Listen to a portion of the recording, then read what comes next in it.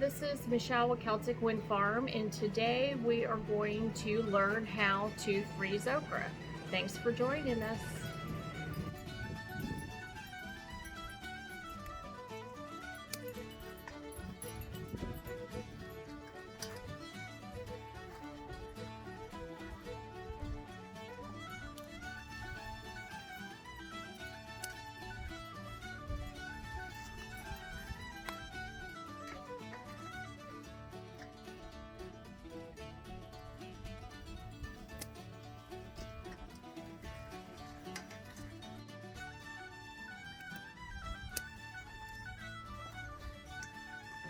And here is our okra harvest for today. We got a harvest, I think a little bigger than that a few days ago. We're very happy with this variety of red okra. It's been giving us a lot. We only have 6 plants and we're getting a good amount of okra from it. The next step is we're going to get regular white vinegar, 5% acidity. We're going to mix equal parts of white vinegar and water into this bowl in order to clean the okra. This is going to help kill bacteria and also encourage bugs to detach themselves from the okra. And also it dilutes fertilizer or anything that may be on your okra that you don't want to ingest. And I recommend leaving the okra in there for 1 minute and then rinsing it and using it as you intend.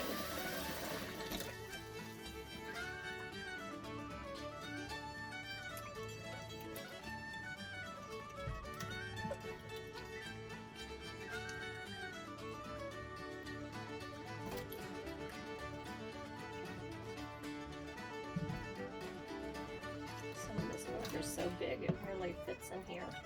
And what I love about this variety is if it is a little on the big side, it's still delicious when you eat it.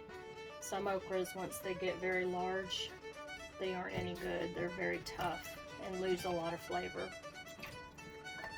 Alright, we're going to let this sit here for 1 minute. Okay, a minute's up and we're going to drain it and rinse it one more time before blanching.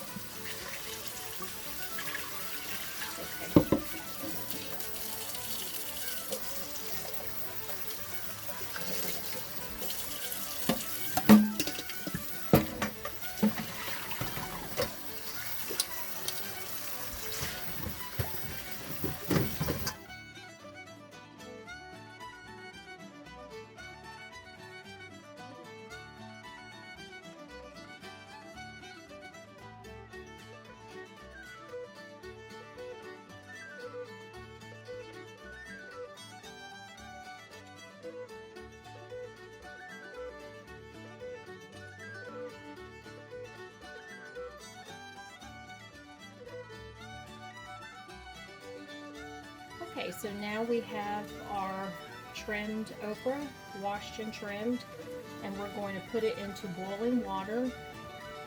And this is to blanch the okra, which stops the enzyme processes, which can lead to quicker decay. Also helps kill bacteria, of course, and it helps it to preserve its color and its flavor for freezing. And rule of thumb is you're going to do 3 minutes for small okra, 4 minutes for large okra. So here we go. Okay, they've been blanching for 3 minutes. I'm going to take them out because the goal here is not to cook them, but to blanch them to preserve flavor and nutrition. And also we're going to put them immediately into we're going to put it immediately into ice water, and the rule of thumb for that is you keep it submersed in ice water for the same length of time that you boiled it. So we're going to be putting it in there for 3 minutes.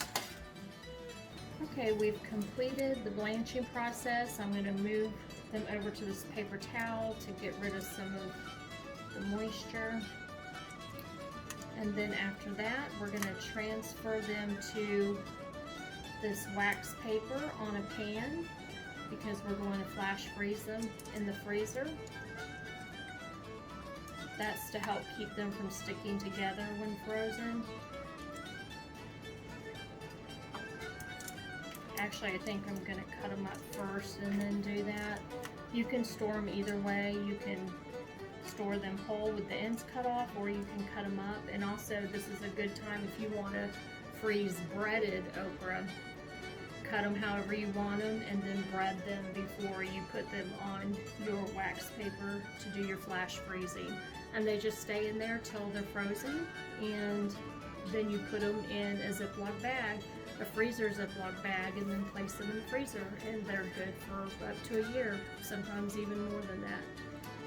So we'll get started on that. Now I'm dicing them up to put them on the wax paper.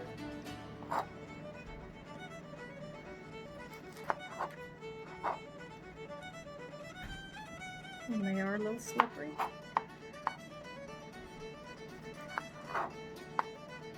Okay, now I'm placing them on the parchment paper, and the trick here is you don't want them touching, because when you do the flash freezing, you want them to freeze separately so they don't tend to clump up in your bag in the freezer and when you're pouring them out.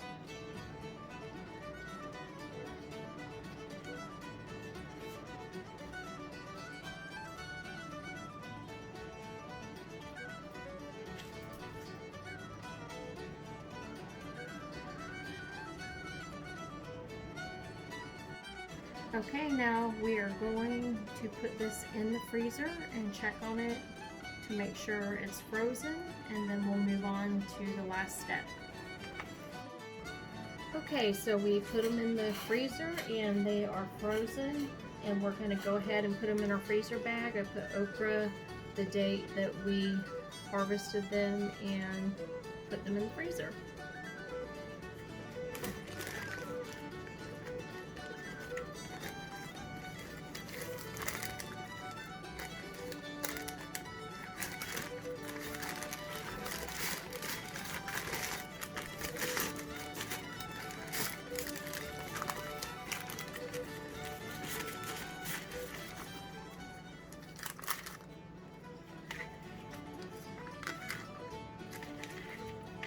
And of course, I washed my hands very well before doing this.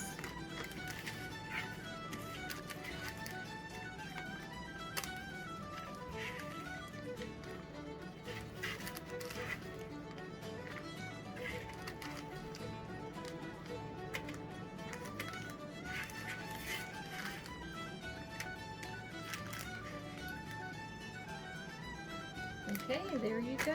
We have a bag of frozen okra to use whenever we want.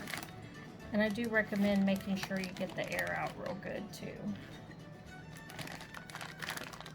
There we go. Now back in the freezer, and that's all there is to it.